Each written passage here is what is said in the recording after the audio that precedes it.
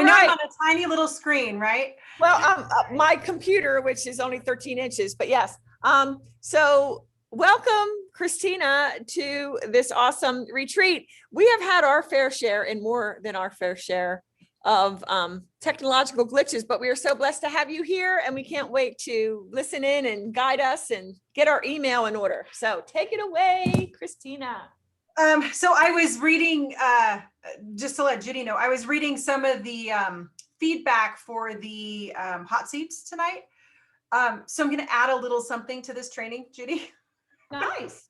So just related to what I'd seen you guys say, but obviously we're to the email part, and I know that you've learned about video and how to leverage video to build your audience. And I know that you've been learning how to set up funnels, which is, you know, taking the people that are in your audience and getting them into an email list or whatever to get them to come into you closer. And I'm going to dive into how you can leverage that lead magnet that you've got and build your list for free. I'm going to show you all kinds of free ways, because I know they're going to talk ads later, but honestly, if you're not building your list organically, your ads are going to cost more, and then you're at the mercy of the ad algorithm. So we're going to talk about that. This morning is going to be, or it's not actually morning for you guys, but it is for me. But today we're going to talk about how to get people to opt in, leveraging stuff you already have. But first, I really want to there's a framework that I use. It's called the ALB framework, and it's audience list business, ALB. You have to build an audience. Just tell me if you can't hear me or No, we're good. I wanted to make sure I hit record. We're good. Yeah. So you have to, in order to actually build a business, you got 3 steps. You need to build an audience. And that's what social media is great for. Social media helps you build an audience. So whatever platform you're on, if you're doing YouTube, if you're doing Instagram, if you're doing Facebook, whatever platform you're choosing, that's your audience builder. And then you have your list portion. So you take that audience and you leverage those platforms to build a list. And this is where the real powerhouse is. You definitely want to leverage the platforms, but you do not want to be dependent on those platforms, whether you're using them for free or paid. And so we want to leverage the heck out of them, because we know they come and go. They become popular. We get involved with some. Maybe some of you might be involved with Clubhouse and really hot on that track right now. Some of you may not. I've chosen not to be, but I have friends who are like going wild with it. But whatever you do, that piece, that wildness, that crazy growth only lasts a certain amount of time. So you don't want to be dependent on those things. You want to leverage them. So we have the audience. The list is where the money is.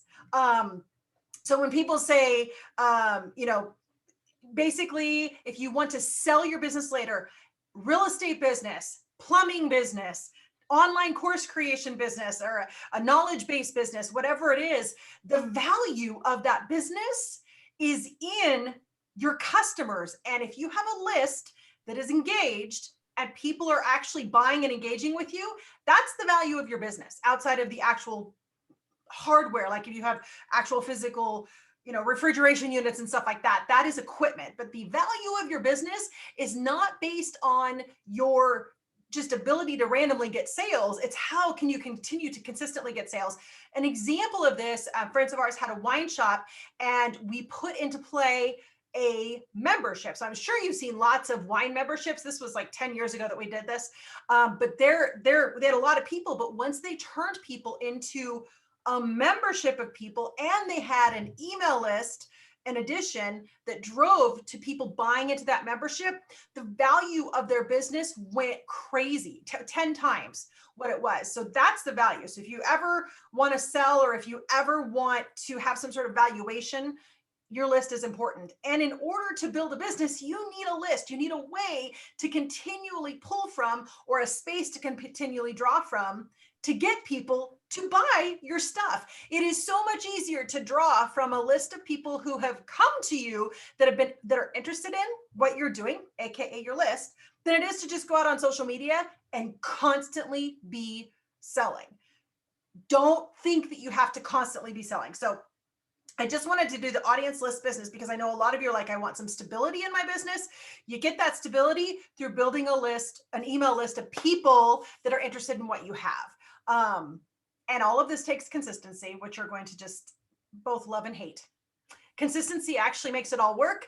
But then, of course, consistency means we actually have to show up all the time. And that's the part that's not so fun. So today, I am going to walk you through how to use that lead magnet that you have, how to leverage those videos that you're creating and other things, and how to bring people into your email list from those resources. Very specifically, we're going to talk about, let me, I have so many notes on the screen for you guys.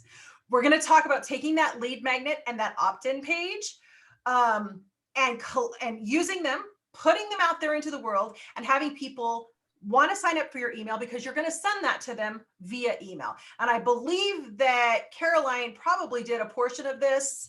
Correct me if I'm wrong, Judy, because I didn't watch it. Did a portion of that through the funnel she set up with you guys. We touched on it. Yep. Okay. All right. So I'm going to tell you where to put that link, that landing page link, that opt-in link, where all the places that you can put it to get more people to come into that funnel. That's what we're going to start on. The couple of things that you're going to need, obviously you're going to need the lead magnet and the opt-in page, the landing page. You need the ability to collect emails, Entreport or MailerLite or whatever email program you have. You're probably going to want a Canva account because you're going to want to design a couple little, I'm going to show you a couple little Pinterest pins to design today to get your stuff out there. You're going to need the link, the URL for your landing page. So today, in 30 minutes, you're going to need the URL for your landing page. So make sure you have that. Okay, I just want to make sure because we're going to actually do it today. And then you want to have some sort of call to action written out so you can just copy and paste it. And what I mean by is, click here to download XYZ or grab your 50 idea sheet here, whatever your opt-in is. So we're going to need the link today and we're going to need that call to action. And we can spend a couple minutes writing that call to action because in a minute, y'all are going to have to actually open your laptops and connect all these pieces. Okay. Oh, that's right. Oh, Christina? Yeah. I'm saying yay, but I'm silly. Okay. So there's no internet here. We might get it later today. I'm hot spotting you. So, but even though they can't technically go through it, we're capturing it here. I don't know if you can share a screen or whatever, but even just walking us through the steps. Thank you for that. I was living in a fantasy where I actually had internet. There is no gosh, so I was gonna so here's I'm gonna go through the quick training that I have, and then I'm gonna walk you through. I have 3 documents to give you guys that I didn't give to Judy ahead of time because I was still modifying them, but I will give you the links to those that you can access them. Christina, could you throw those? I'm sorry, Christina, would you mind popping those 3 links? Yeah, actually, there are 2. Sorry.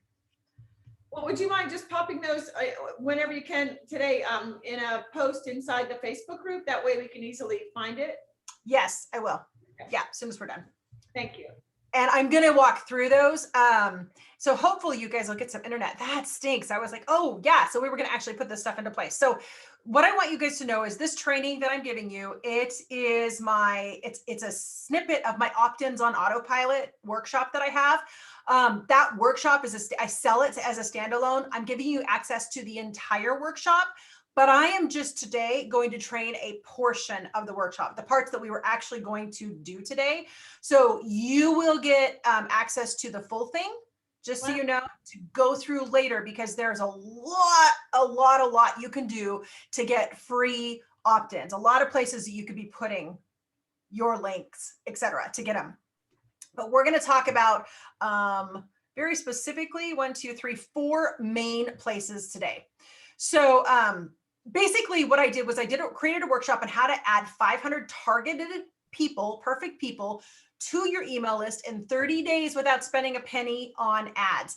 Now, this is specifically for every kind of business that utilizes an email list or should utilize an email list. So I believe that everybody here qualifies. Your business qualifies. So this is not yeah, but it won't work for me. Whether you are selling actual products, lipstick, or knowledge base or houses or insurance, it doesn't matter. This is going to work for your business. Now, people who should do it, if you want an energized list, you need to be doing organic list building.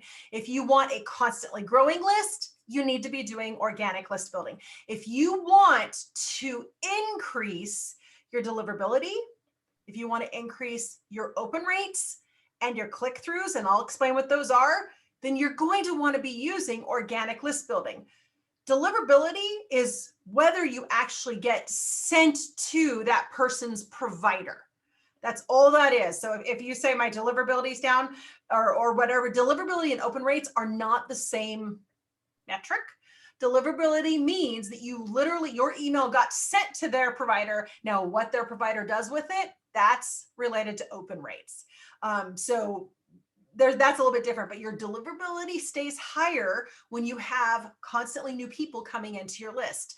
Your open rates, when you have new people coming into your list, that very first email that you send them is the number one most important email that is sent to them, because it is typically the highest open rate that you will ever get from that individual. So when you have that constantly happening, what it does is open rates beget open rates, which means that if several people open your emails, the algorithms go, oh, people are opening her emails. We should send these more. Like, we should make sure they get into the boxes more. And then more people open them. Conversely, the opposite also happens. If people are not opening, everything's signed out. I'm sorry, my Google just all signed out of everything. And so all my notes went away. That's okay. We're used to this kind of wrinkle. I don't actually need it to talk to you, but I like to stay in order. So conversely, when you are getting bad open rates, so if you're sending out 1,000 email, like you have 1,000 people on your list or 100 people on your list, and only 10 people, 10% or 15% or 20% are opening your emails, that's considered, 20% is considered average. But that's actually pretty bad, because the algorithms go, they only, like, it's only 20%. And then they start kind of suppressing your email that's going out so that it doesn't get into more people's, it actually negatively affects you.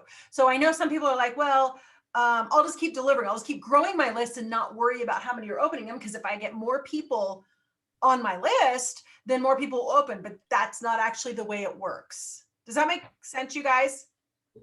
Kind of, it surprises some people that you actually need to increase your open rates to get more people to open. If you don't, Sorry. You're fine. That just knocked her out. That's okay. I literally, out of the blue, TDS Fiber showed up at our house today. So they're laying our line for fiber, and it's coming into this office. So at some point, you're probably going to hear pounding. Oh, nice. I know. I was like, what? So I'm like, okay. And so it's just a day. I think it's a day everywhere. Yeah. So it's really important that you have new people coming into your list, energizing your list. If you guys know anything about Facebook page likes, when you get new people liking your page, those new people are like, they're digging, they're looking at your stuff, they're more engaged than typically old people. And the more of those that you have, the more engaged your page appears. And so then it gets better results in the algorithm. It's exactly the same thing for email. So if you're aware of social, it's exactly the same concept. So the more energy you have, it gives you more energy. So, and click-throughs, of course, happen when you get more people opening. They're going to click through to wherever you're sending them. And if you want them to buy, you need people to open. And then if you want to gather a targeted audience and turn that into an asset, then you're going to need organic list building. So basically, organic or free list building is leveraging your assets and other people's assets to grow your email list without spending money on paid advertising. It's important because the email is the fuel of your business. And let me just give you a little bit of detail here. Email's powerful. When I give you the next stuff, I am not dissing social media. Social media is the audience builder. If we didn't have social media, it would be harder to build our lists. So, but I'm going to give you some numbers that you're going to go, what? So open rates versus social reach. The email average open rates are 18 to 24%, which means that out of 100 people that get your email, on average, 18 to 24 of them actually open the email, or at least it shows us that they opened or saw it or whatever. On Instagram, reach is 1.2%. So out of 100 people that are following you, 1.2 of them, I don't know how you have a fifth of a person, but 1.2 of them see what you post. 1.2 compared to 18 to 24%, just to be aware. Facebook's 1%, Twitter is 0.5%. So if you're just relying on social just to sell, horrible. You need to have that list step in between. This is important. Email is like it has about a 4,200% ROI. For example, for every $1 you put into email marketing in general, you're going to get a return of $42. Email marketing is not expensive. In general, the bigger your list is, the more active your list is, the bigger stuff you need, it gets more expensive, but there's a good ratio. You need an email list that is continuously growing from multiple sources. Like I said, it creates an energized list, opens beget opens, and you don't want to be dependent upon one list building source, including paid. And the part that always stresses me out is when people are like, you need to diversify, you need multiple legs or multiple streams. I'm like, oh my gosh, I have to create all of those. I have to do all of those. That's just going to take a lot of time. That's what I'm going to walk you through this fast. You don't need to. When you have organic list building, you set it up once, and it's there. We're going to set it up once and it's there. Unlike if you were going to use YouTube and Instagram and TikTok as your channels, you got to show up all the time on those. Yeah. You can't just do them once, right? So we're going to set this up so you have lots of channels, but we're going to set it up once and then we're going to go, good work for me. Now let me go move on to something else. Oh. That's a huge one for me. Shamika is jumping out of her seat. Because you get it. You get this. You have to constantly show up on social. And it's like not a bad thing, but a bad thing. Okay. Exponential long-term growth. I started in email marketing in 1995. That tells you a little bit how old I am. But in 1995, I was semi-fresh out of college, and my dad was like, hey, you got a marketing degree. You want to come and help me market in the real estate business? I'm like, yeah, but I'm not doing it your way. I was cocky. I still am. I'm exactly like my dad. That's why we get along so well. So, and I was like, yeah, sure. So in the January of 95, I created a website for us. We were one of the first, like in the top 10 in our state, I think number 8, to have a real estate website online. Started it in January. He thought I was crazy for all the time I was taking, building the email list, etc. September, we had our first sale of 1995, had our first sale. And you guys should, like if some of you are in real estate and you're not on the web, you need to get on the web. But had our first sale, person called, they sent an email first, asked if they should call. My dad is a phone guy, not an email guy. Still, phone guy, not an email guy. And this is 26 years later. Person emailed, I said call, because it's my dad. Talked to him, came up 2 weeks later, paid cash for a property. My dad turned to me and he said, do more of that. That was the easiest, most pleasant sale I've ever had. And so that's kind of when we started jumping and going crazy with all this. So my email experience starts way back then. Here's the thing about exponential long-term growth. There are organic free things that I set up way back then that are still fueling the business. My sister and her husband have taken over both businesses now. 26 years later, they're still getting opt-ins. They're still getting business from this list that I started 26 years ago. And they email it exactly once a month, which is not a good number to do, but hey, that's their thing now. But that's all they do. So we're talking long-term growth. I just want you to be aware of that. The results of organic list building are exponential. The results, it results in long-term growth. It's going to keep going. It's going to keep going. And they actually get bigger over time because the longer your thing that we're going to set up is out there, the more it's discovered. It's like capitalized interest. The longer it sits there, the more people see it, the more the search engines see it, the more, et cetera. It explodes. So you're going to get more opt-ins every day over time. Your list is going to get bigger, kind of like a snowball. Like I said, capitalized interest. That's what this is. With organic list building, there will be no platform dependence. You won't be dependent upon a Facebook ad account. Should you use Facebook ad? Absolutely, you should be using Facebook ads, but you won't be dependent upon them when your ad account gets randomly shut down, or when your page gets randomly like taken offline for whatever reason. Those things are going to happen. It's just a matter of time. Google AdSense accounts are getting suspended, like random stuff. People on like TikTok's accounts are getting community violations over literally nothing. So just being aware of that, you need to have this set up so that even when those things happen, you're not going, oh, I'm in the middle of a launch, or I'm in the middle of something and I can't get traffic in. Social media is fickle. Terms of service change constantly. Launches like when people are launching courses or books, have been derailed because they're overly dependent on paid ad traffic. Again, this is not a diss paid ad. You need them to scale, but we're getting you built from the ground up. You're going to drive more targeted opt-ins. People are more interested and warmer when they find you. They're more likely to be buyers because they've been out searching and researching rather than just kind of showing up in people's feed. Again, not a bad thing. I run ads all the time. But when people are out searching for you or finding what you have to offer and find you and they opt in, they're more targeted. They're looking for more of what you have more. That's a lot of words. A lot of use of the word more. Multiple sources of traffic flow. This is powerful. You're finding pockets of areas that your audience is hanging out. Maybe groups that they're in, maybe boards that they're on, etc. It also affects open rates and deliverability. Like I said, your list needs energy. You need to be adding more and more people to your list. If your list goes stagnant and stalls, that is typically what then negatively affects open rates, because you kind of just have the same thing. And over time, people do open less.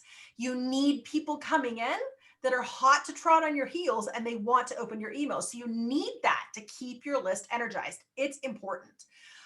Organic list building actually helps with SEO.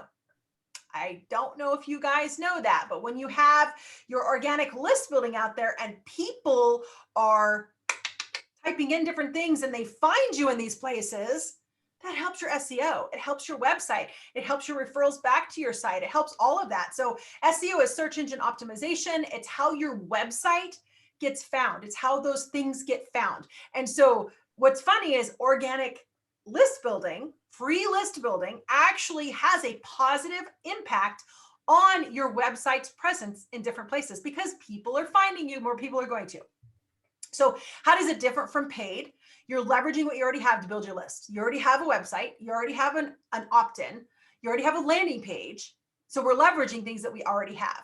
Your opt-ins are going to be more targeted. Like I said, opt-ins who find you organically were specifically searching for the problem that you solve. Again, I want to make sure you guys are very clear. This is not a don't use social. This is not a don't use ads. You need those. You have to have them. Ads help you scale. Social helps drive traffic. This is very specific. You need this in place as well. Also, organic list building is the first step to validating your lead magnet with your chosen audience. So if you have a lead magnet and you think it's going to be great and you've only had 5 or 6 people opt into it, it's not validated, meaning you don't actually know if it's the right lead magnet. You don't know if you're using the right messaging. You don't know. And so you should never run paid ads to your lead magnets and opt-ins until you've gotten at least 500 opt-ins organically. That sounds like a big number, but you want to validate the opt-in before you spend money, because whatever's going on here, like if it's not connecting or resonating, if you put $100 on it, which you wouldn't do that. If you put 10 bucks a day, 20 bucks a day on it, you're literally just going to be throwing 10 or 20 bucks a day into something that you have no idea if it's resonating. And you can test it but you don't know because you don't know if those are the right people. So anybody you get in, it's messaging is important. So I am a huge advocate of organically and free testing your lead magnets, testing your messaging before you scale with ads. So you are here. This is the map of you are here. We have a basic 4-step list building roadmap. Number 1 is you set up your email and your email marketing system. And I think we talked about that last week during the email pre-session. Number 2 is you create a lead magnet and an opt-in. And we talked about that in the pre-session. Number 3 is you create an opt-in page and a thank you page. You've got to have a way for them to opt in, and you've got to have a way for you to say thank you. Number 4 is promote. And that's what the rest of this training is all about, is how to promote that link to that opt-in out to your audiences. All right. There are actually 6 key areas to focus on. I'm only going to go over 4, and I'm only going to go over a piece of each one of those 4. This entire workshop is available for you. Just message in the group. I'll make sure you get the, you can email me and tell me you're in this retreat, and I will manually assign you access to this because it's a paid course. So just send me an email, Christina@leadsandleverage.com. I'll just send that right now. If you send me that, tell me you're in the beach retreat, and I will make sure you get this workshop. But I don't want you to touch this workshop until at least a week after you've been home from this retreat and you've implemented your action items from the retreat. Okay. So I'm I know how it is. I don't want you to consume too much. So there are 6 key areas to focus on: your own website, your social profiles, promotional sites, search engines, forums and groups, and stages. Again, these are all they'll be all in the downloads, and they'll be in the workshop, so you guys are aware. So we're just going to talk about your own website today. We're going to talk about your social sites, 1 search engine, and 1 stage. So we're going to talk about those 4 things specifically today. And I'm just going to talk about a couple things underneath those. So first of all, your own website. The average email opt-in rates from a website. So if people come to your website, the average opt-in rate is 1.95%, 2%. However, most sites are below 1%. That's the average overall. But it's actually easy to average a 20, 30, or 40% from specific pages on your website. Now, let me explain what that means. When people are searching for, homes for sale in Albuquerque, New Mexico, and they go to your website, and they just randomly do that, and they go to your website, average number of people who actually will opt into something and give you their email address is 1%, 1 to 2%. However, if you've done your site right and you do that, and they go to a page and you set it up for opt-ins really well, you can build that 20, 30, 40% of people actually opt in. This is a big deal. So your opt-ins, we want to increase your opt-ins from your site because the people going to your site are the most targeted people you can reach. They've searched it out. So you don't ever want to leave opt-in opportunities to just 1 or 2 options on your website. So very specifically, I'm going to talk about a couple things, and you'll want to write these little things down because you can't do these right now. So you're going to want to do these the minute you have internet access and you can access your site. There are several places on static pages that don't typically change, that you want to make sure you have your opt-in. So for example, the front page, I'm using my hand like it's the front page of a website, but the front page of a website, when people first come to your website, you're going to want a way for them to opt in. If you have a sidebar, you want it in the sidebar. If you have a footer, you want it in the footer.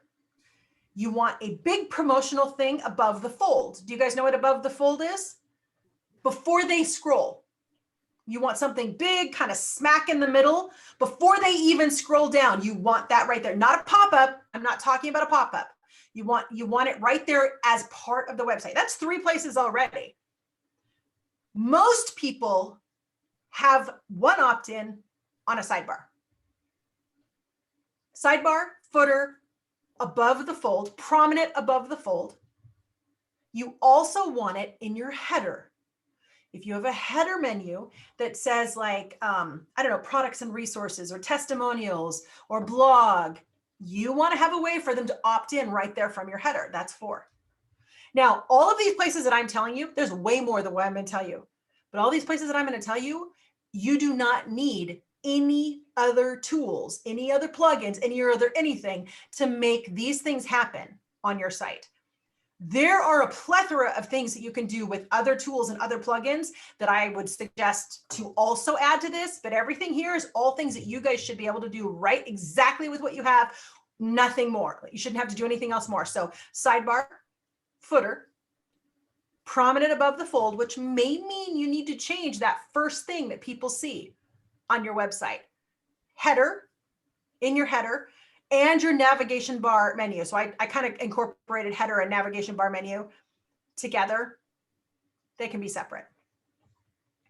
You also want to put opt-ins on your about page. Put it on your about page. I'm not going to make you write a great fancy about page. If you got one, that's awesome.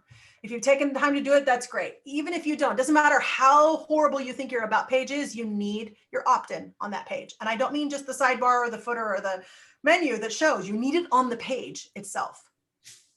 You need it on your testimonial page if you have testimonials. You need it on your products and services page if you have a products and services page. One thing I want you to start noticing here, you need your opt-in absolutely everywhere, 50 times, 100 times, all over the place. And I'm not talking pop-ups right now. I'm not talking any of that. You need it on every single page of your website, all your static pages, pages that don't change. Blog pages do. We're going to talk about those in a minute. You need it on the sidebars. I'll wait until I got you guys back. Okay, did we have you back?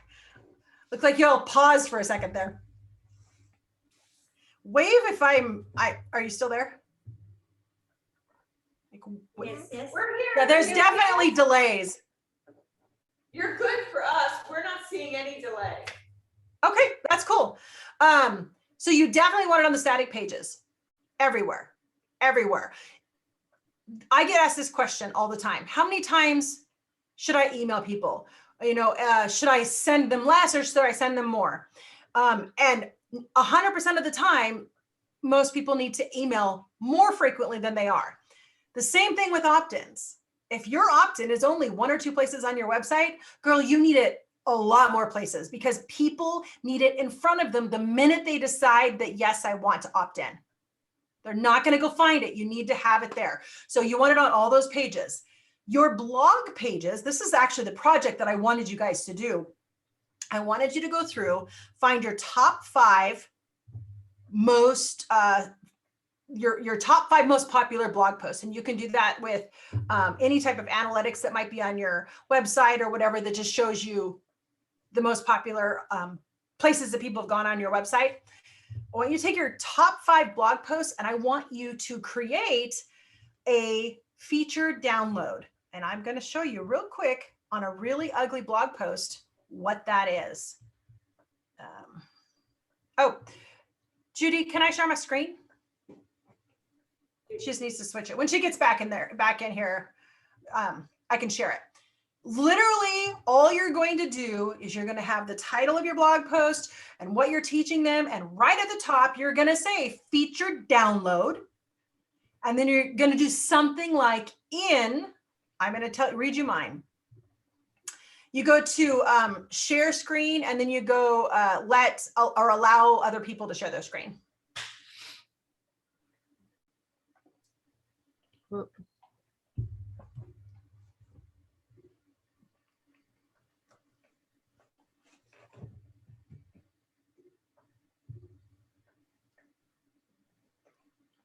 I've got multiple participants can share simultaneously. Will that work?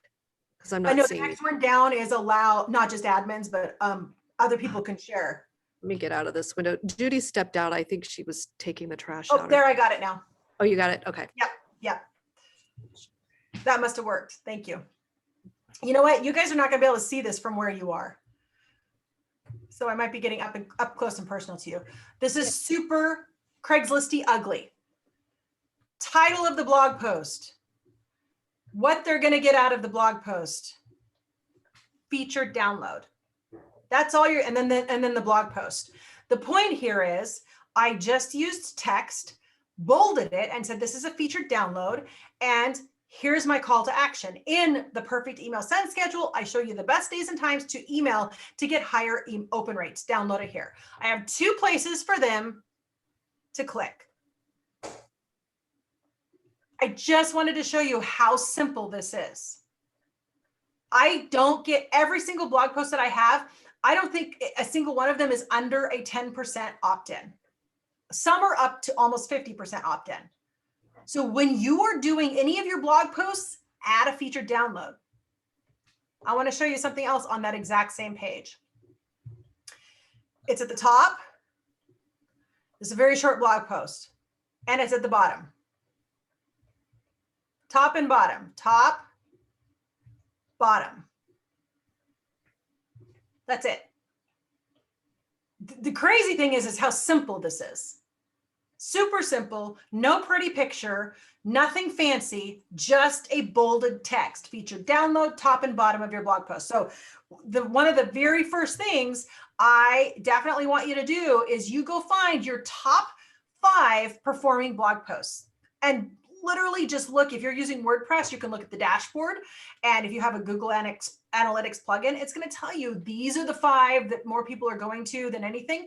Just go to those 5 and add a featured download with your lead magnet. Does that sound easy, guys? Like it's super. I have a question, Christina. Yeah. For anyone that may not have a blog, so it's pretty important to get one, or I know for me, it's like I turn my podcast into a blog. Right. But yeah, you need a dynamic website.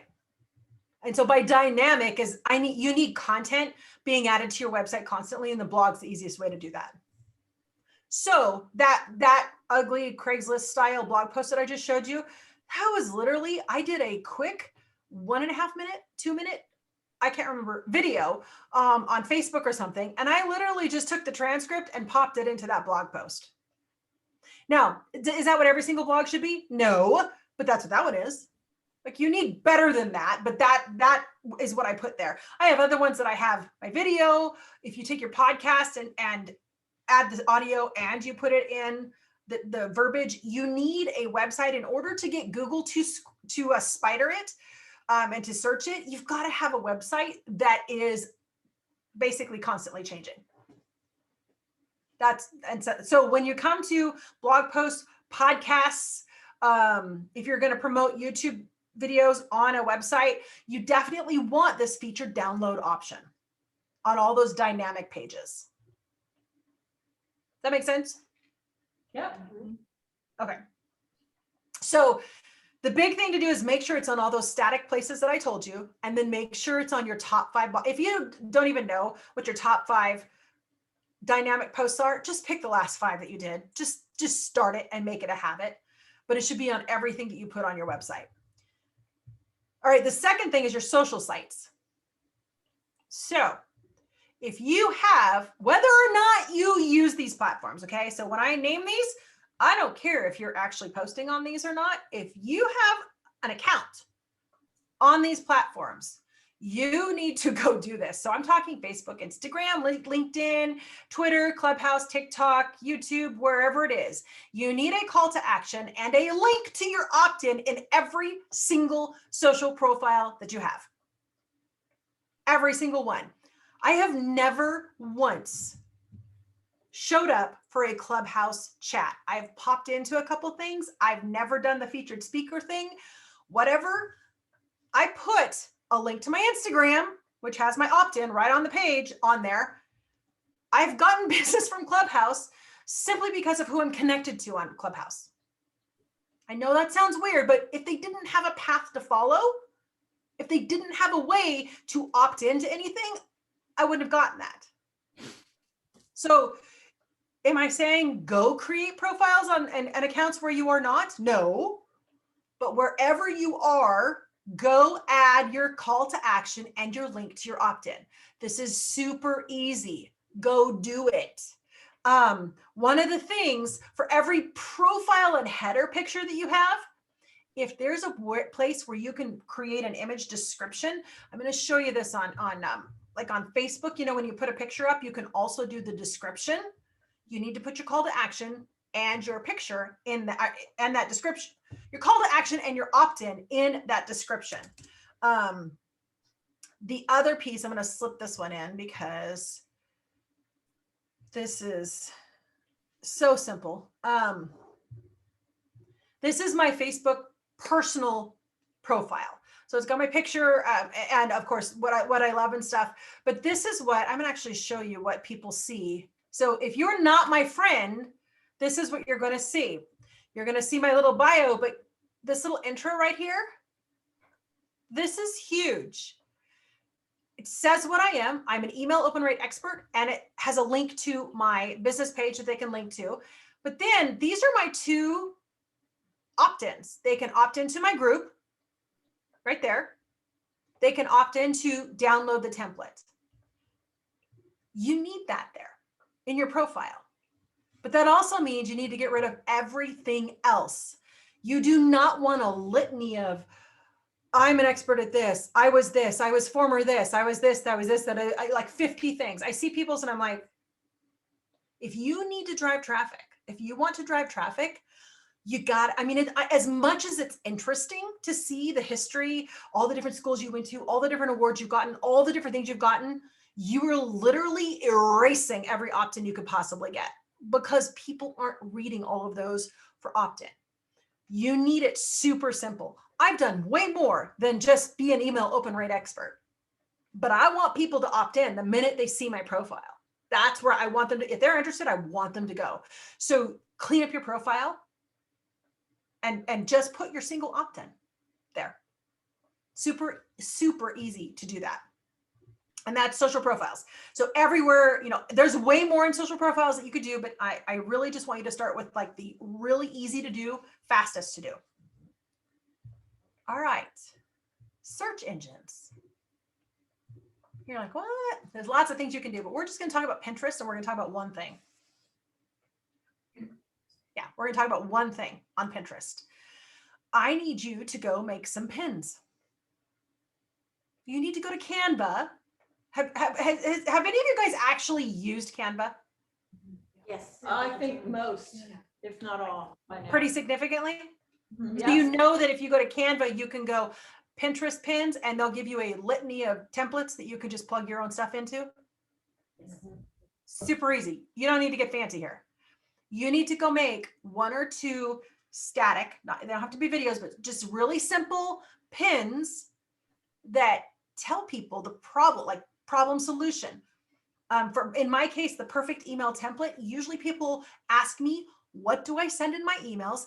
How often do I send? What do I say? Which are my emails? Like that realm right there. So that I created the perfect email template. So a problem solution I would be is confused on what to say in your emails, download the perfect email template along those lines. Use their words. Christina, can I ask a silly question? I've been getting your emails for probably about eight years now. And a couple times you will email saying, oops, I sent you the wrong email. Here's the correct one. Do you do that on purpose? No. Oh, No, that's literally when people have emailed me back and said, you sent the wrong one. I'm like, I'm not saying oops on my side. I'm saying something else, but it's, yeah. I get an email from you every 2 or 3 days. And so I thought, oh, maybe that's her way of just No. there. That is, and that's the worst thing you can do. So there's two things. One, I hate that when that happens because I know it affects open rates in a negative way. You might get a little push of opens on that oops, but if it's fake, you get like they didn't see what they were doing. And so it can actually have a detrimental effect. But also when I know my timing system, I know what gets me the most opens. And if I have to send this random oops, it like throws off the timing and it drives me nuts. But no, for me, it's not. I do know there are a couple of people. Yeah, it's a tactic that people use. They also will use the RE colon in the Yeah. subject line, and you've never sent them anything. And so it looks like they're replying to you. That's actually against the terms of use in the US for canned spam. Wow. So you have to be careful with that. I never use that because I hate it. But also behavior, human behavior. If it pisses somebody off, they're going to mark you as spam. And you don't want to do that. So there are subject line hacks that you can use. Absolutely. But I wouldn't use those. Yeah. So when I've sent it, it's literally like one time, it was just like a couple weeks ago. I was like, somehow I sent out a live workshop link, and the workshop was a month and a half ago. And I didn't send the replay link. I was like, ugh. Yeah, no, that was just me. That was human error, not a tactic. All right. So when you're doing, so Pinterest, I want you to put up at least one pin and get it out there. Here's the really cool thing about Pinterest. And I know this is going to sound really crazy, but you can keep pinning the same things over and over again. So you could create 5 different colored or slightly different designs, slightly different wording, all point to the same thing. And you just schedule them to pin. I use tools for this, but you could do it yourself. You could just upload them and pin them to different boards, different things, etc. And believe me, you could get a Pinterest expert in here to tell you all the ways you're missing out. I just want you to start driving traffic. So we're doing this one thing.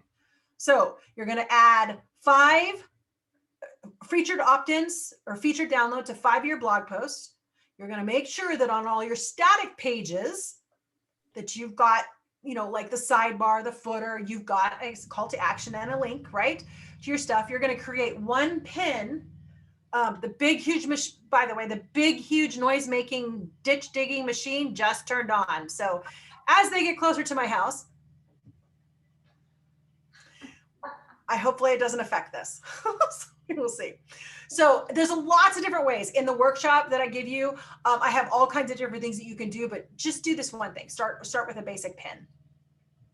And then minimize this one. The next thing I want you to do, this is the 4th one. We're going to talk about stages. Stages. I'm on a stage right now. I'm virtual, but I'm on a stage right now. If you are on somebody's podcast, that is a stage. If you're on somebody's live show, like live at Facebook show or something, that's a stage. If you're showing up to be an expert in their membership, that's a stage. If you're at the chamber event, local, in real life, and you're on stage, that's a stage. So when I say stages, I mean every opportunity where you are a guest expert helping people in some sort of community in any way. Okay. You need to go get on stages. You need to get on stages. But here's what I really want you to do. I want you guys are getting to know each other. And I want you guys to figure out amongst yourself how each of you could be on each other's stage, how you could be an expert for them and help them. Now, if somebody's got a podcast or a live show, that's easy. Like when I was on Judy's podcast, that's a stage. I was on her podcast. That's an easy concept. But if you don't have that avenue, what do you have? Do you have a group of people who follow you that you could do something random for? I've done random trainings in groups where people had never done any live thing before, but we go in and just do a quick little live thing or whatever. But you want to be on people's stages. This is part of audience building, but every time you're on their stage, you're going to be able to promote yourself, maybe not sell, but you can give them a tool or a resource that you have, AKA your lead magnet. Make sure whatever you're speaking about is contextual to what you teach, what you sell, what you do. Make sure your lead magnet is contextual, meaning like somebody taking that lead magnet would hopefully make the progression to buying what you have, right?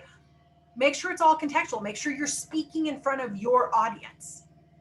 Like, that's a key thing. Like I do, somehow I've gotten on the MLM summit thing. I did somebody's summit for MLM or network marketing, and I didn't realize how well known she is in that realm for helping people. I had no idea. I was just like, yeah, I'll talk about email marketing for that. That's great. Yeah, they need it. They really need it because they don't understand network marketers in general don't tend to understand what they need. And I've been on 4 now since that happened. Like I just keep getting, so network marketers are now my audience because they're trying to build a business. So where's your audience? I want you guys to see if you guys can collaborate and see how you could show up for each other's audiences and be on each other's stage. So that's a big deal. And that, can you guys hear the noise? They're almost. Yes, now we can, but it's okay. I'm going to change something real quick. It kind of comes and goes. I'm sorry?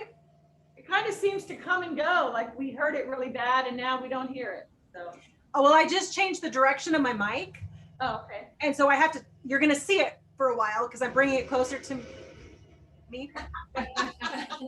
Okay. Because they're digging and they're right next to the house now. I will just talk loud.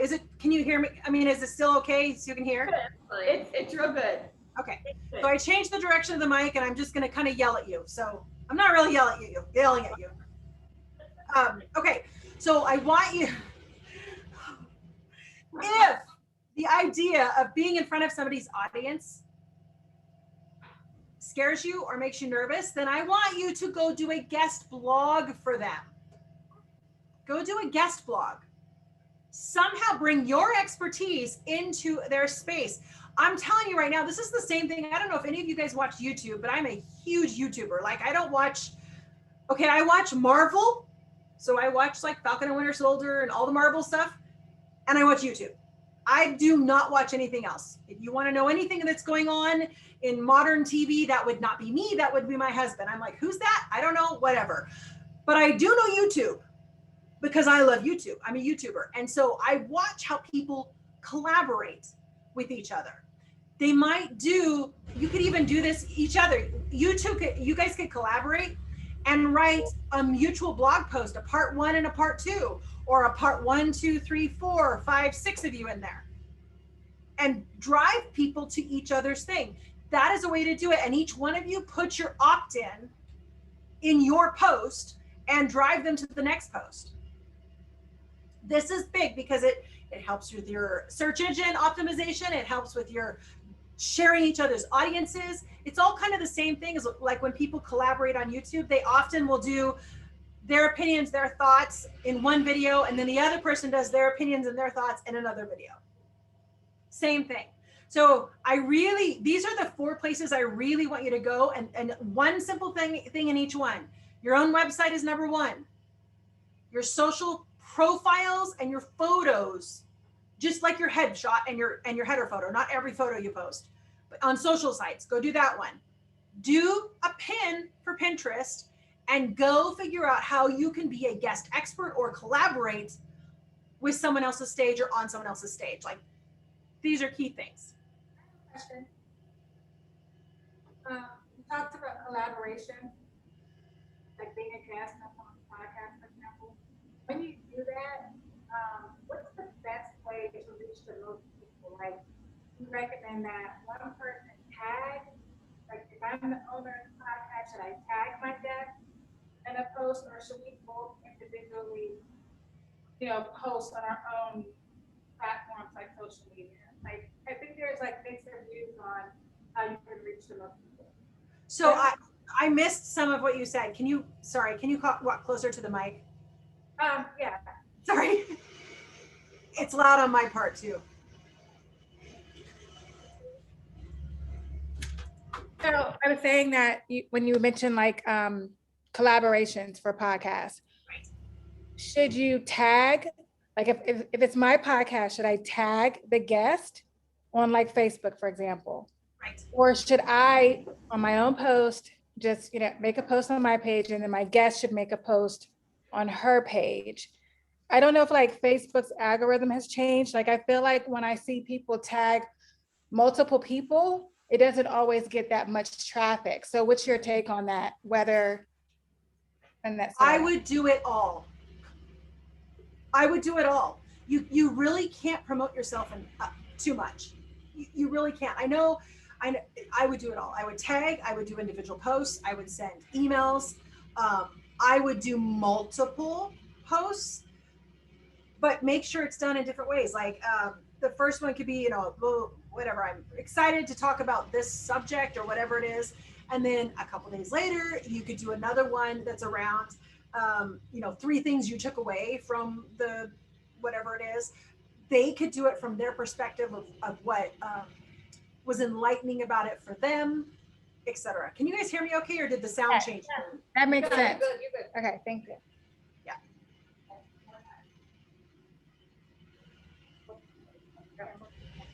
So those were the 4 areas, and then we were going to spend the next hour with me basically kicking your booty and making you do it.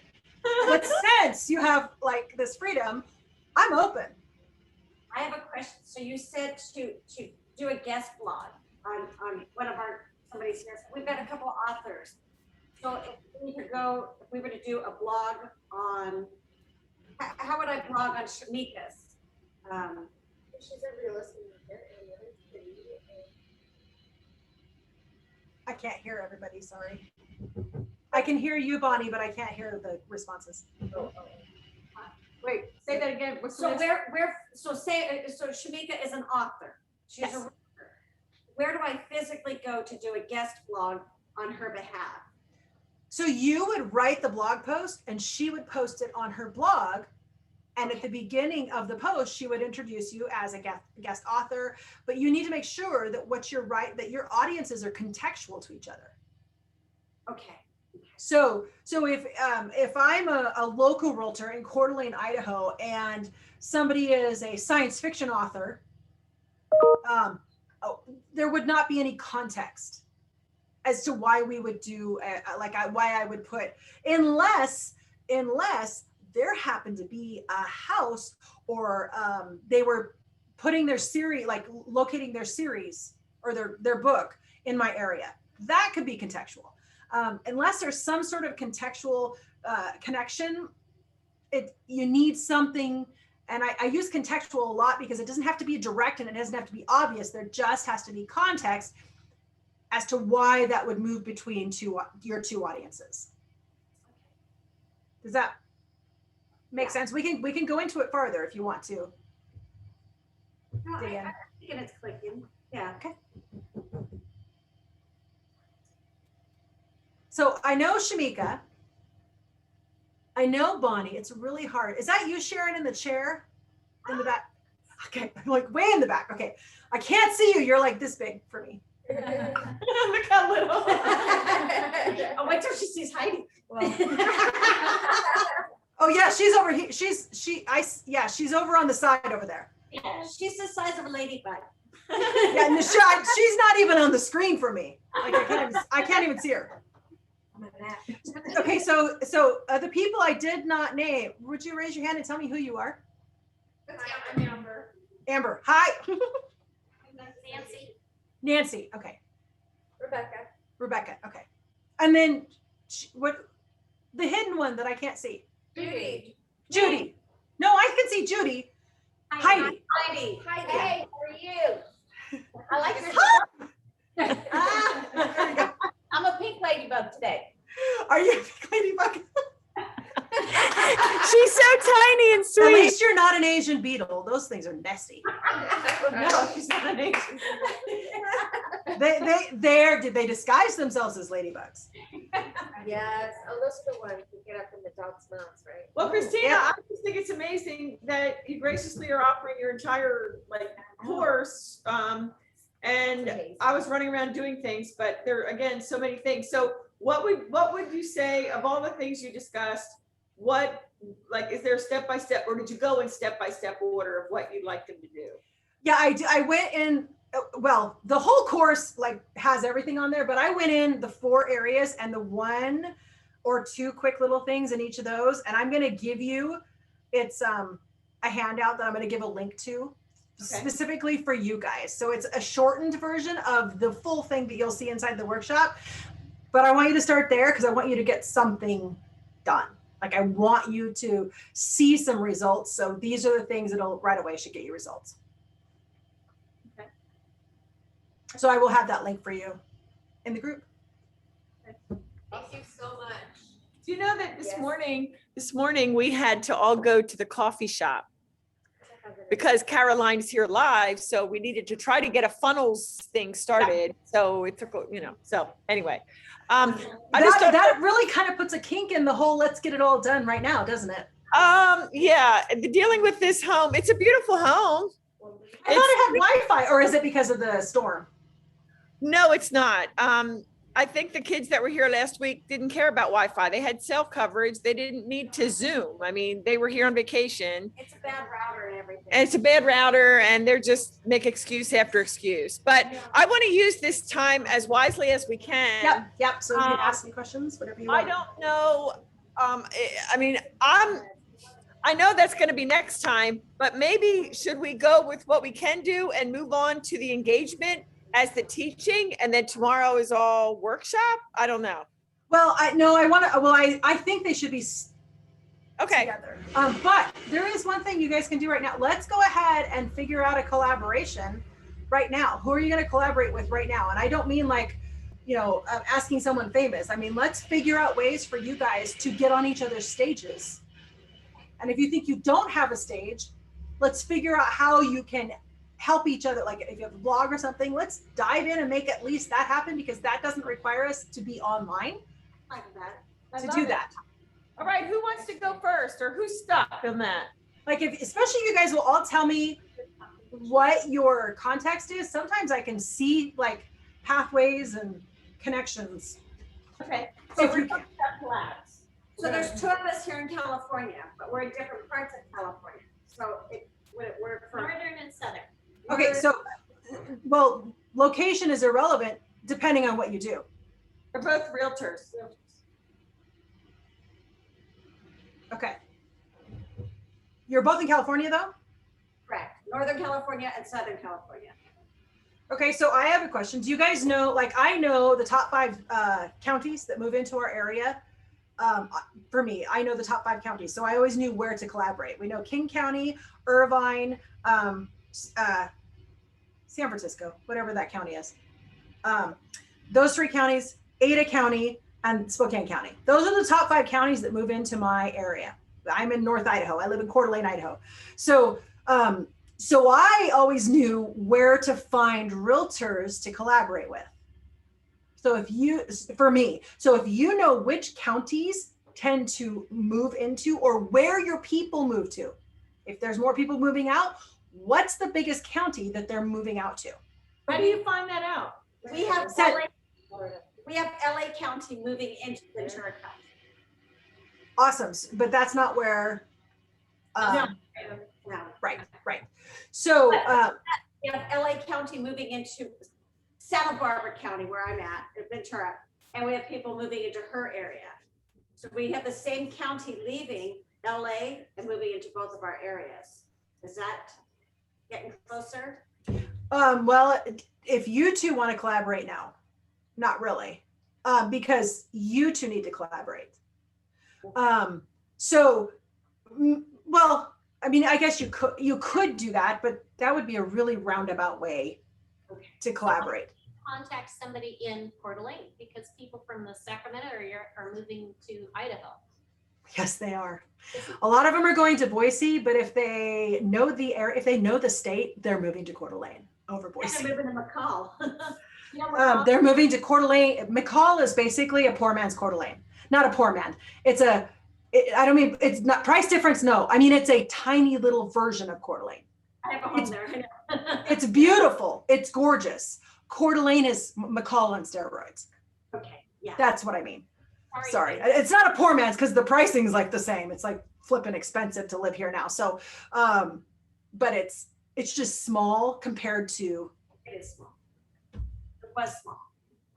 It's still, yeah, I know. I'm like, it's still, if you want something smaller than Coeur d'Alene, that's where I would go, because it's a lot like Coeur d'Alene as far as the lakes and mountains and stuff. But it's, what I would do is find those people. So that's if you're going to collaborate that way.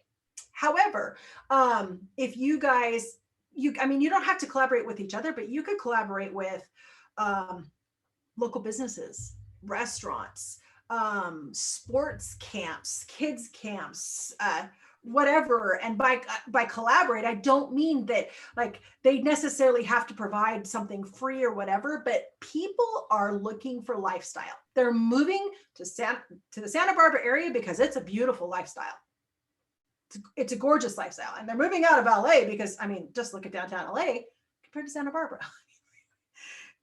They're moving for lifestyle. I know that they're moving for job, but where they're picking they're going to live is lifestyle. So what can you connect with and collaborate with that's around the lifestyle? And it could be house lifestyle. It could just be what it's like to go to walks. I mean, some of the things that we used to do, it's been 10 years since I have done videos for real estate because I haven't been actively selling, but as an agent. But a lot of the things that we used to do is we were constantly recording videos of different events. So we would take one time, it was actually New Year's Day. It had dumped a ton of snow and it was beautiful and sunny. And we, every single year at noon on New Year's Day, we have not a skinny dipping, polar bear plunge. I'm like, they're not naked, but we have a polar bear plunge. And so we lived along the river and it was farther down the river. So I recorded our entire trip. It was insanely gorgeous because it just looked like we were on a snow sled. It was just one of those gorgeous times. And I did that. Then I recorded the polar bear plunge. Like, people love these authentic things. What's going on? That's one example. You guys could do all kinds of other things about lifestyle, but to collaborate with each other, I also mean, look outside your industry. Don't just think real estate. Don't just think realtors. Is there an author that has a blog or a podcast that the setting of their books are your area? Is there a historian that's constantly profiling things and they profiled a place in your area? Is there there are different people who have like live events and they meet up in different areas. Like, is there some sort of context think outside real estate? Of course, trying to collaborate with each other though. That's what. Right. In my area, Earl Stanley, who wrote the Perry Mason books, used to write his books there. So, and there's a building that has a small plaque on the top of it saying this is where Earl Stanley's office was. And if anybody liked Perry Mason, I mean, that'd be kind of a cool trigger, So is that whoever, I mean, is the person who, like, is there a way to collaborate? Not just profile. Right. We're talking about collaborate. So even like, even just introducing audiences, like, okay, Shamika's an author. Right. And if like, it doesn't matter if her audience is people who live in Ventura County and buy and sell homes or not, it doesn't matter. But if your audience, Bonnie, is people who would buy or read her book, you two could still collaborate, because even though it may not seem like it's worth it, you guys could still get together, talk about this, do a blog post, because people are going to go, oh, I want to live in that area, or whatever it is.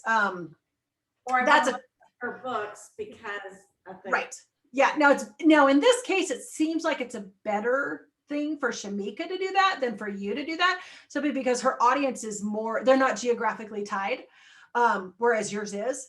However, there are all kinds of SEO reasons that you would want to do this, search engine optimization reasons. If you are actually interviewing each other or on each other's shows or on each other's blogs and writing, and you're linking back and forth, those are legitimate links. Those are legitimate engagements. They help both your sites rising tide.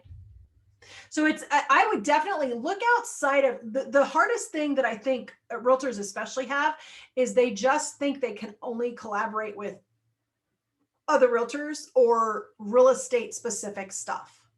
And I was gonna say, what if pointed like the life and a realtor, but you're actually focusing on you as a person. Like, what else does Bonnie like to do when she's not helping people buy houses? I mean, you read stories, or you have, you like your garden, your happy gardens, or the garden's a happy place, like. Because I think people want to see who you really are too. And I think sometimes realtors, all we think about is, steps to buy a Let's do like a day in the life of a real estate agent, and would this be a good career for you? Today we're focusing on this person. Let's take a look at what she does for her And I do business do the day in and the her life. extracurriculars and. Interesting. Yeah, I think we kind of think that we need to always have our little badge on and we're always be selling ABS. And that's not what we need. Have you heard of Wiki Realty, WIKI? No. Wiki, I contract with them, and then they go online and they see what events are coming up in Ventura, and they promote it on my business page, and they will say that this is happening at the Polo Club, and then if you click onto it, and then it's promoted, it's got this huge boost. But if you were to click on it, and then it shows it's sponsored by me, and everything takes them to my website. Right.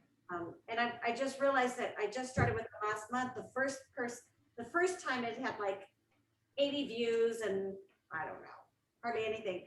And now I'm getting like 1491 views. Wow.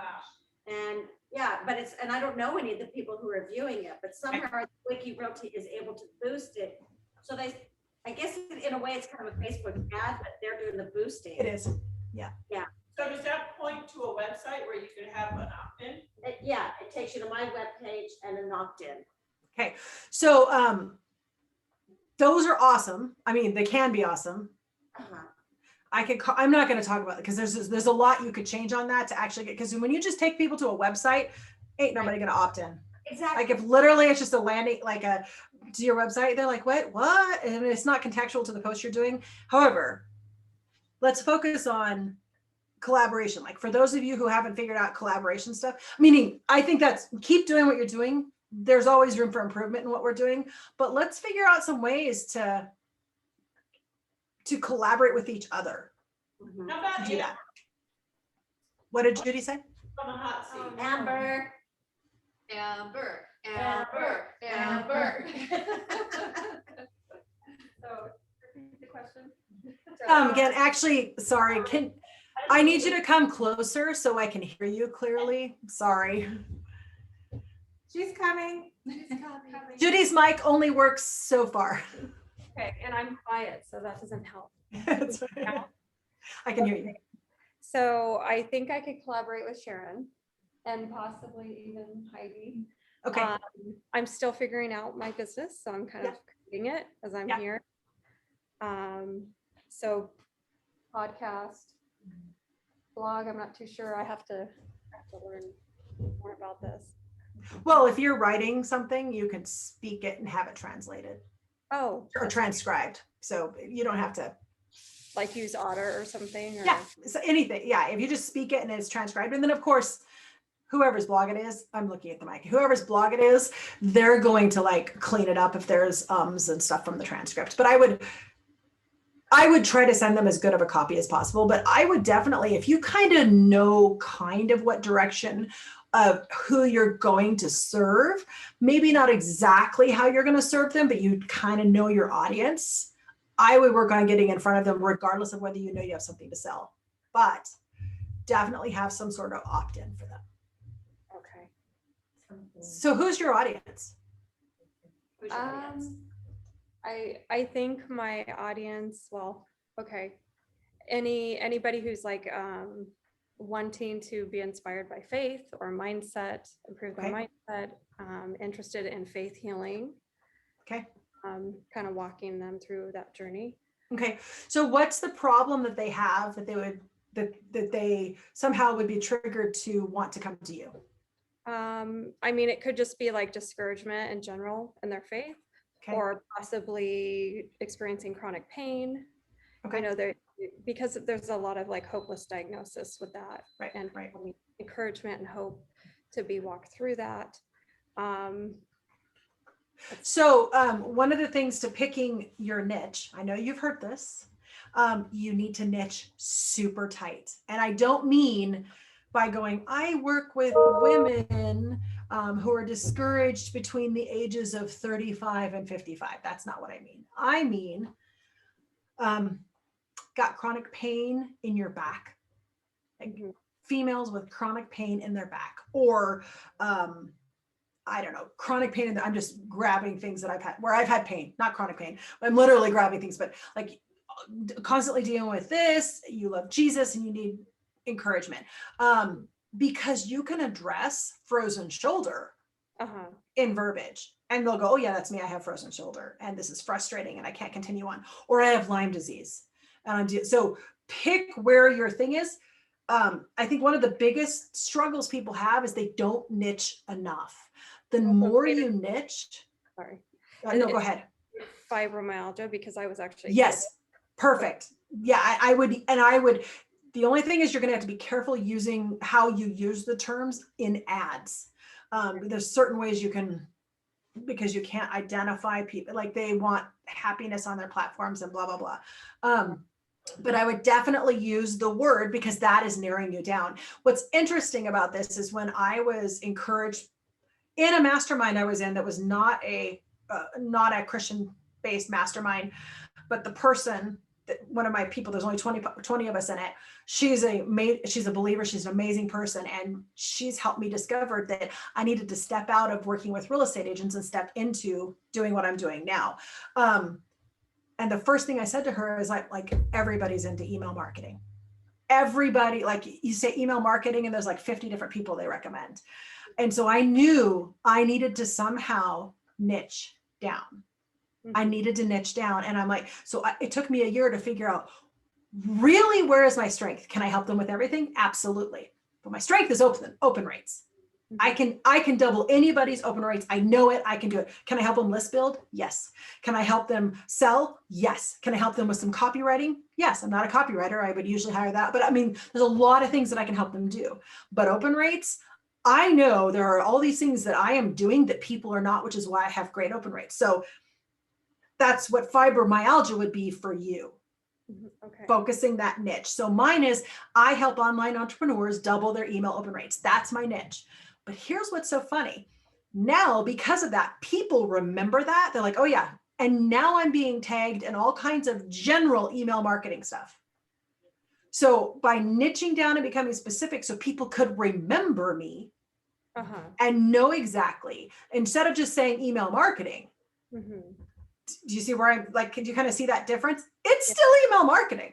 I'm still helping with all the stuff, but this is where the thing is. And this is where I stand out. That's different. So that's the biggest thing is you're getting your audience or as you're figuring out what you want to do, really niche that down, because people who have Lyme are going to still come to you, even though you're talking about fibromyalgia, because they're going to see some of the same symptoms. They're going to have some of the same issues. But if you keep it focused on, if you use fibromyalgia, keep it focused on that and describe, I mean, obviously, but you're going to niche down, but go big. It's really funny because we think that we can help everybody. Sure. Yeah. Okay. But if our words are that, which means in your emails, when we get to our emails tomorrow, your emails need to be as niched as possible too. Okay. So we'll get to that. So Thank you. I hope that helps. I mean, that's. No, I needed to be called out because I was getting distracted back there too. That's not why I called you out. I want to make sure everybody, some people are naturally raising the hands and others naturally don't raise the hands. Yeah. So, I'm one that doesn't. Yeah. so that's awesome. I appreciate So it. how about collabs with She and Sharon? Did we talk about that? I don't think so. So collaborative opportunities with She and Sharon, because they're both like they've had awesome healing stories from trauma, one from fibromyalgia, one from just horrible life experiences and things. So what would be your thoughts on collabs for that? Well, and they don't even have to collaborate with each other, but there's so many places you can go because trauma is everywhere. Yeah. It's everywhere in every audience, in everything. And so just sharing your story everywhere you can, like with all the different audiences that you can. So for example, if you could find people maybe who have memberships or courses, if you have a clear, succinct path for your story, or here was my problem, here's what I did to help solve it, boom, and you could do it in a short format or things like that. You could go to a lot of directions. The two of you could just start, especially if your stories can overlap, like if there's pieces of what you're doing can overlap, I would bring each other in as the expert in these little things. So I'm in email marketing. I've taken copywriting classes. I've done things. I'm not a copywriter. So I've brought in copywriters into my membership to help people with their sales emails, because my focus is the relationship. When you get to sales, there's a case to be had for having a copywriter. So I bring a copywriter in. I've had people come in and do list building. So what I'm saying is you might think that they're like in competition with you, but if your expertise is right here, like really bring those people in to fill in any gaps that you have. So if you and Sharon can go through and go, so what are some little gaps that I have that maybe you don't, but we can work together on that. I don't even know. Yeah, that's great. Okay, thank you. Awesome. Great. This time's going too fast. Who has not kind of heard from Christina? Hi. Except Ladybug needs to come so I can see her. There you go. Yes, ma'am. You're talking about collaboration? Yes. Okay. You looked at someone. Are you going to collaborate with them? Well, they're not here, but yes, I will sit with them as well. Okay. There's a lady I found on LinkedIn and she asked me to do a guest blog.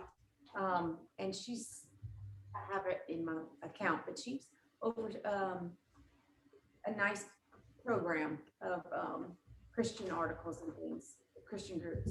Yeah. And then I have been a part of a podcast, Mhm. and I'm writing a chapter for a book, a friend of mine, and we'll do a podcast after that. So I'm a newbie. Yeah. Yeah. As far Are as you? social media, yeah, and business wise. Yeah. So you guys, especially since a lot of you are new in collaborating and stuff, if you're in Judy's bigger group, Judy's got to make sure she's okay with it, but I would go and maybe start a big thread on, hey, does anybody have a podcast or a blog or a live show? Can we share? Do you guys need guests, or are you a host of one? And so I would have a guest host thread going. Also for people to kind of help each other out. Like I keep getting asked to be on podcasts because I'm in a guest post like this in one of the memberships that I'm in. And I keep asking people from there, oh yeah, I want this. I'll bring them into my membership. So that's a great way for collaboration, because we want to definitely keep it up. Like I have a goal to be on 100 stages this year. That's a lot. That sounds like a lot, but really like if twice a week, if I'm doing something for somebody, if I'm on a 30-minute show, if I'm on a quick podcast, if I'm whatever, it's not as much as it sounds like. It sounds like a lot, but it's not as much as it sounds like, but that's my goal. Mm-hmm. So where can you guys, that doesn't have to be your goal. That wasn't my point. My point was be more proactive and see people have, like there are people that have podcasts that I'm like, wait, you have a podcast? Like I had no idea that they had podcasts. Mm-hmm. Yes. Friends, locals, everybody, like it's crazy. That's what happened to me. There was actually Jackie Johnson. Oh, Jackie, okay. She put an invite to the group and said, I need people to be on my podcast, or I would like people to be on my podcast. So that was the first time I really threw myself out there and was a guest. And it was nerve-wracking, but I'm so glad I did it. And that was last year. Ever since then, I've been a guest on someone's podcast or some type of live, whether it's IG or Facebook, at least once a month.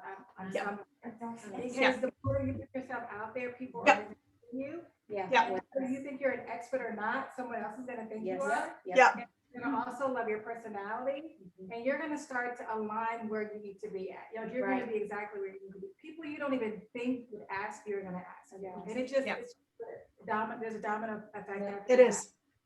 Well, and it's great because here's the thing. I mean, you're getting exposure, and hopefully you're driving to an opt-in, like you're literally, because they'll say, tell us a little bit about you. And you're like, okay, so hopefully your topic is contextual to what you're doing, and you have an opt-in that they can get in most cases.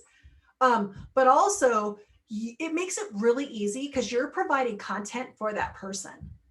So they didn't have to go create that content. They didn't have to go do anything. So in my membership, one of the 4, like every single week we have something new or something different. 1 week every month is a guest expert. I bring in a guest expert. All I have to do is show up and interview them.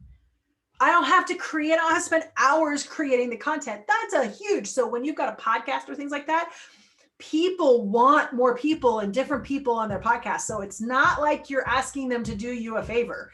You're helping them. Yeah, it is a big win-win. I want to also share, and I don't know how much this goes with email, but it does do with awareness. The chapter that I'm doing is an anthology book. Okay. And in turn, I'm going to do do a devotional where I have 30 authors or 29 authors pitch in, and some that are recognizable, and then some like me, and then some what have you. But that'll help me gain more exposure. And I wanted to share with Judy as well. This is a local group, but they're all over the United States. Yeah, there's huge amounts. And you're in the faith-based, like you're in the Christian market, right? That's you could do so. You could even go out into, like I was telling somebody, she was just looking for Christians. And I said, you might want to consider getting in front of the network marketing crowd.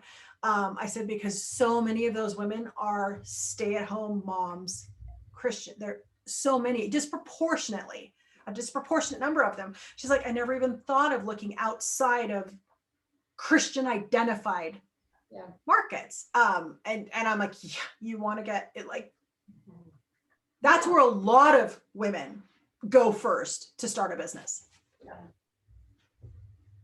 How would you get that as far as, How would you Like- find them? yes, as far as you said, outside the network, just going to other groups, becoming members of other groups? So how did I get my first network marketing? Somebody actually just saw, I was doing a lot of expertise around email. Like Shamika just said, it was literally, I was showing up doing lots of stages. And then somebody said, hey, would you want to do, I'm doing the summit for network marketers. Would you want to teach them about email, specifically about email, why they need it? I'm like, sure, absolutely. And like I said, I've been on 4 now so I'm kind of, for some reason, like lots of people are helping network marketers. So I keep getting in those, but that's how you would do it. You show up in all the places and people start asking. Got you. Okay. Yeah. Thank you. I just had a thought on what you said about how you do that. Another, I was thinking, I'm kind of a network marketer, even though I'm not doing it because I just sign up for stuff because I like it. I want the discount. I'm doing Beachbody and doTERRA. So I'm technically a distributor, but I'm not distributing. Yeah, we've been in doTERRA for 6-7 years, and I've never once.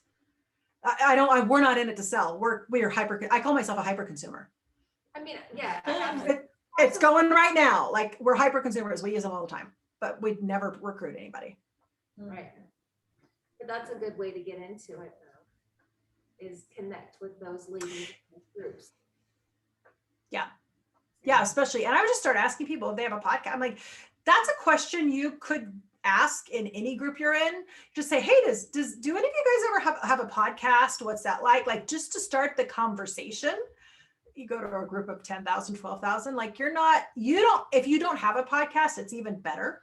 And if you don't say, I'm looking to be on people's podcasts, even better. Just say, hey, have any of y'all started a podcast or do it in an inquiring, even though you're doing market research. Some groups don't allow market research. So if you word it right, it doesn't sound like market research.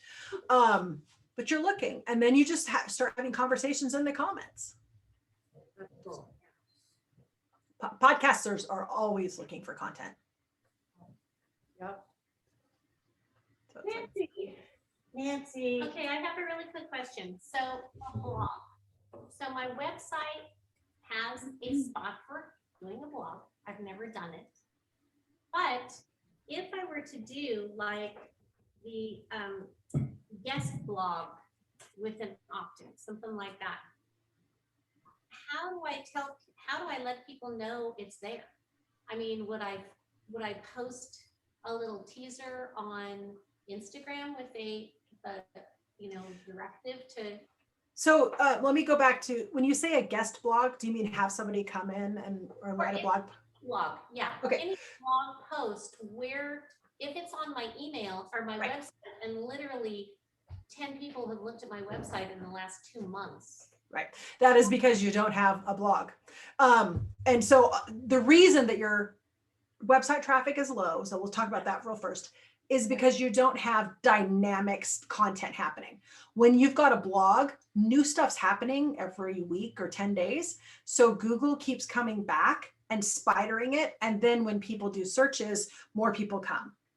So that's how you improve how many people come to your website or increase. Well, It's actually, constant. I think my website because of titles of blog posts, or how does Yeah, that work? titles, subtitles, the stuff, the verbiage that's in the blog posts, everything. It spiders all the words, just like yeah. So you need to keep. Okay, all right. And you could link that back to your opt-ins. Opt in for my website, get notifications when the next blog post comes out. Oh, okay. Yeah, so you definitely want to have that dynamic element happening on your website to increase what's going on your website. But you can also drive traffic to it through other means. And yes, you would absolutely share things on social or via ads or in your email. There are ways to share it so people will actually go. One of the people that I'm working with, they're very big digital course creation company. And for years, the face of the business has been doing a Sunday YouTube video. And for years, they have sent out an email every Sunday, just basically telling people to go to that YouTube video. And their open rates suck. They're horrible because you can go to YouTube and subscribe to the channel and be told that the video's out. You don't need it in your email inbox. So if you're going to be driving people to your videos or to your blogs, you have to figure out a different and unique way to do it in your emails or on your social posts. Emails should be something behind the scenes. Why did I create this? Why is it here? I had fun doing this. Something BTS, behind the scenes. And that. Social posts do not say new blog or this on there. You have to give them a compelling reason why they would want to click off of wherever they are and go. If we're in our stories on Instagram, ain't no way I'm leaving stories. I've got exactly 15 minutes every single day to look at stories, and I got to plow through them fast. I only follow a certain people. I'm not clicking anything anywhere. Unless, of course, it's a super awesome Amazon find that I need to go buy. I do that because they show the cool stuff. So you have to have a way to make it so compelling that they want to click off what they're doing and go do it. So it can't just be new blog post, new video. It's got to be something. So you've got to incorporate it into what's happening on your stories. In fact, some of the best people, like John Acuff's pretty good at this. Candace Cameron Bure is really good at this. There's a few other people that are good about this. They'll like literally start a conversation in one story and then and then in the next story, it's like, oh, by the way, I went and laid these 5 things out in this video or this blog post or whatever, instead of just announcing it. So then you're like, oh, that was interesting. I'm invested. Click.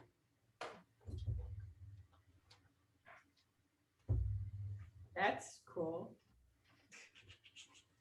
That doesn't sound, you don't sound very excited about it being cool. That's No, I'm cool. just thinking, I'm an idiot for not thinking of it before. That's No, you're not. You just have to follow, like I follow people on like I don't follow very many people on Instagram. I have a lot of people following me, or not a lot. There's like 800. That's it. But I mean, I follow less than 100. And I have less than 80 that I actually look at their Insta stories. In fact, I'm going to narrow that down because I have this much time. And I'm very, very protective of my confidence and my brain space. So if somebody has a tendency to always bring up political, I'm like, no, they're out of my feed. I want inspirational. I want motivational. I want encouraging. That's what I want personally in my stories.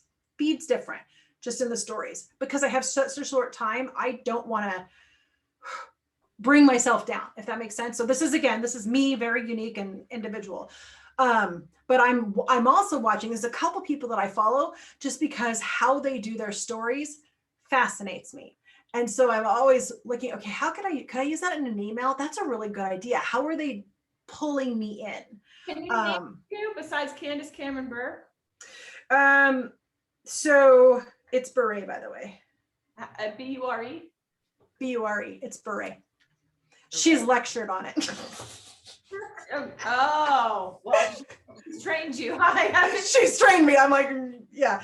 So on that show. Anyway. So okay, this is going to sound really, really funny, but Boomer the Land Cloud It's a dog like mine. Boomer? Boomer land. You can't see it, my dog. I have a Samoyed, and Boomer the land cloud is a Samoyed, and how they're sharing the different stories, how they get their people to engage with them, how all that kind of stuff fascinates me. So one, I follow it because it's the same as my dog, but two, because they kind of fascinate me how they do that. Let me see. Who else do I follow? Do you guys, anybody know Shalene Johnson? Yes. Okay, I follow her. Her stories. I find her so, She what? I find her so salesy. Have you been following her stories? No. There's a lot. And for stories. She does promote herself. However, there's a lot of other stuff. She has ADHD. Her father-in-law is living with them. He has stage 6 Alzheimer's. Like, they show a lot of, I just like how she does her story. She's very real. Get out. John Acuff, like I said, and then and you don't have, if these people don't resonate with you, don't follow them. Don't take up your space. John Acuff? John Acuff, Acuff. Okay. I'm trying to find.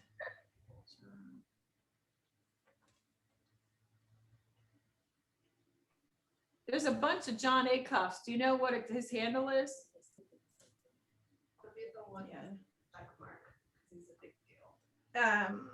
Yeah, just a minute.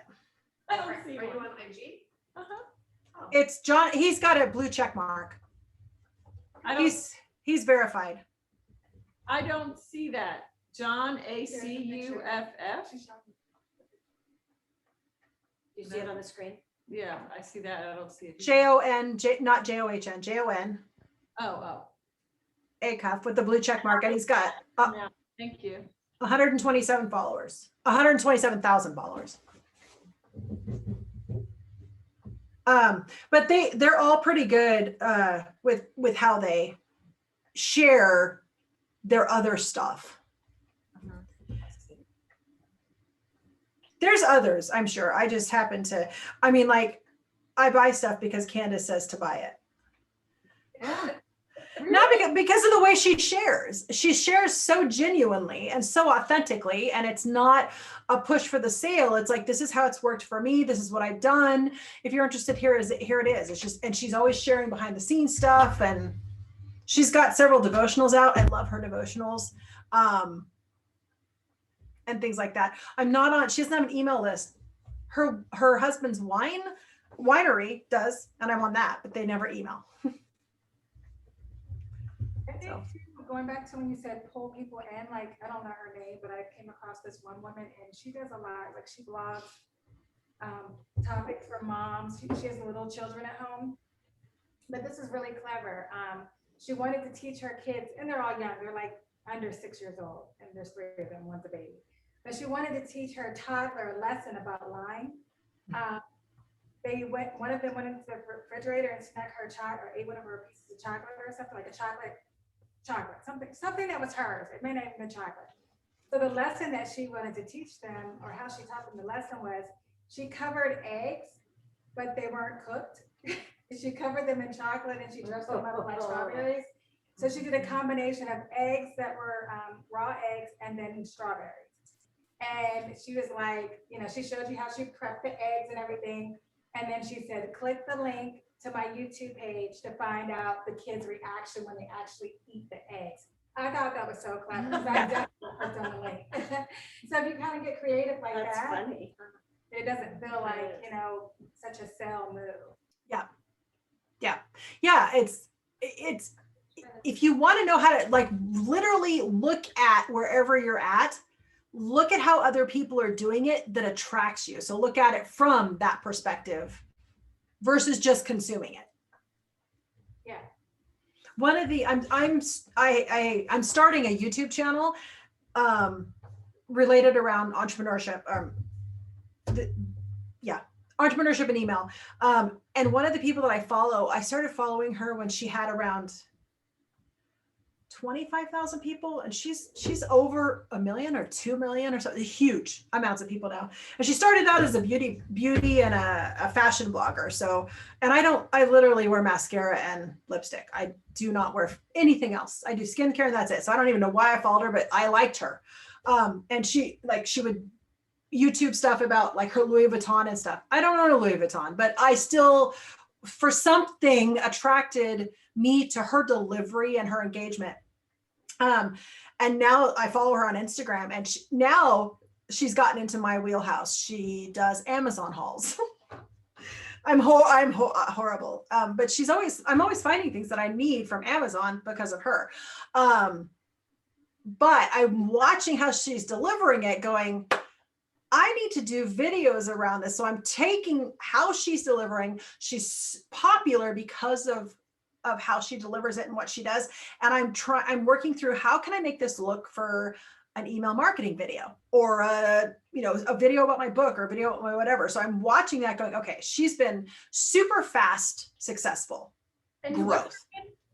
Her name is Shea Whitney, SHEA Whitney, WHITNEY. She's a Christian too, and she doesn't talk about it on Instagram. I mean, on YouTube or Instagram. But I tend to follow her for ideas on how I can present stuff, but how I can do things. One of the people that I know, Live Streaming Pros, she's the head of Live Streaming Pros, does all the studio setups for like Michael Hyatt and Amy Porterfield and James Wedmore. And they're really well known in the space. She's been streaming since before people even knew you could stream. She's that experience in the space. And I randomly mentioned that I was addicted to Amazon hauls. And she's like, oh, I need to do an Amazon haul for my channel. I'm like, yeah, because a lot of the gear and stuff is there. So if you have stuff you can do, you could share Amazon finds on Instagram. You could share it on a blog post related to your thing. Realtors can do what are the top 10 things that homeowners need right away? Get them on Amazon. I mean, there's so many different, if you look at these things, that's content for you. Just look at different ways you can tweak it. And of course, you could get the Amazon affiliate stuff, or they could click to download the list or whatever. I don't know. There's lots of different ways.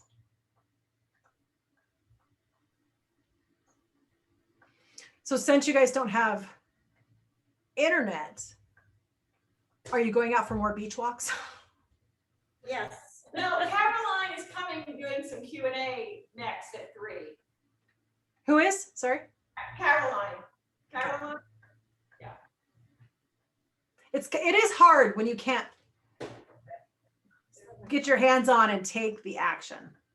It's a bummer. Yeah, it is. Yeah, and then the internet guys are coming at 3, and I hope they're out of here so that we can get ready for our photo shoot. Like, because the room they're in is inside the one room. So it's the bunk room. Yeah. Anywho, this has been amazing. Any other questions that you guys have that I can answer on getting anything out there, getting opt-ins, email, anything? I will. Yeah, nothing yet. Well, I'll be back, because I'll be back tonight for your hot seats and tomorrow for actually getting people to open and read your emails. What to send, what to say. Yeah, that's fun. Yeah. When to send them. I really did think your I'm sorry was intentional. You did too? Oh, Yeah. Yeah. Yeah. Which one? Your I'm sorry's emails. No. Yeah. Well, if I say oops, well, sometimes I use the subject line, I'm sorry, like this is closing. Oh, yeah. No, But if you mean like I'm doing an email because the link was wrong in a previous email, no, those are never intentional. No, those just make me angry with myself for. Oh, sorry, I brought it up. But you're still successful. We all make mistakes. Yeah, they still frustrate me. Okay. Well, awesome. So we will see you. Any other questions? We'll see you at 8:30 Central. Awesome. Hi, Caroline. Hi. All right. I'm out of breath. Are you out of breath? Walking. Good. So I will see you. You said what time? 8:30 Central. Right, 6:30 my time. Okay, perfect. I'll see Okay, you then. Bye. let's have a hand for Christina. Bye, guys. Have fun. Bye. Thank you, hon. I didn't want to be